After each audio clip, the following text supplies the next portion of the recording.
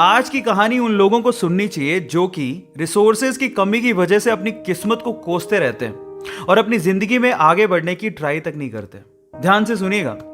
तो हुआ कुछ यूं कि एक लड़का काम की तलाश में गांव से बड़े से शहर में पहुंच जाता है। अब उसके पास पैसों की कमी होती है, इसके लिए उसे जल्द से जल्द नौकरी ढूंढनी थी। अब वो आसपास पता करता है तो उसे मालूम पड़ता है कि एक बड़ी सी कंपनी है, वहां पे ऑफिस बॉय की जरूरत है। अब जैसे वो वहां पर पहुंचता है, वहां का एचआर उसका टेस्ट लेने के लिए थोड़ी बहुत ऑफिस की क्लीनिंग करवा के देखता है।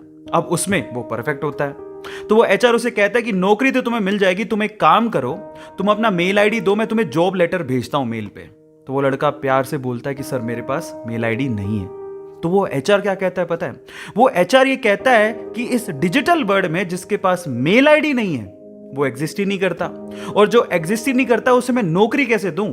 तुम यहां से जा सकते हो, मैं तुम्हें नौकरी नहीं दे सकता। वो लड़का निराश हो जाता है, लेकिन सरवाइव तो करना था। गांव से आखिरकार घर छोड़ के आया है, उसके जेब में ना 100 रुपए थे। अब वो क्या करता है, सामने उसे एक सुपरमार्केट दिखाई देता है, वो वहां पे जाता है और सुपरमार्केट से 100 रुपए में टमाटर खरीदता है और घर घर जाकर उन टमाटरों को बेचता है, और 100 रुपए से उसके पास 200 रुपए इकट्ठे हो जाते हैं। अब वो बैठ के सोचता है कि यहां पर शहर में जो लोग हैं ना, वो इतने व्यस्त हैं कि वो सुपरमार्केट जाके शायद टमाटर भी नहीं खरीद सकते या रोजमर्रा की चीजें नहीं खरीद सकते। अब उसने ये सोच लिया और ये समझ लिया कि यहां पर पैसा कमाना आसान है, तो वो डेली ये काम करता, जाता सुपरमार्केट, सामान खरीदता, घर घर जाके बेचता। धीरे धीरे करके उसने 1-2 लड़के भी रख लिए। ऐसे करके बिजनेस बढ़ते चले गया और फिर उसने अपना एक ट्रक भी खरीद लिया। फिर वो आसपास के गांव से सब्जियां लेके आता और वहां पर बेचता। ऐसे करके वो बंदा 1-2 साल के अंदर ही मिलियनर बन गया। अब एक बार क्या हुआ कि कोई पॉलिसी बेचने वाला जो फैमिली पॉलिसी बेचता था वो उसके घर आया और सारा पॉलिसी का फॉर्म भरवा के उससे कहता है कि सर आप अपना मेल आईडी दीजिए, मैं आपकी पॉलिसी को कंफर्म कराता हूं कंपनी से। तो वो बंदा फिर से कहता है कि मेरे पास मेल आईडी तो नहीं है। तो वो पॉलिसी वाला जो पॉलिसी बेचने आया था वो इस बंदे को कहता है कि सर इस डिजिटल वर्ल्ड में अगर आपके पास मेल आईडी होता तो आप कहां के कहां होते, आपका बिजनेस कहां का कहां पहुंच जाएगा, सर मेल आईडी तो रखिए।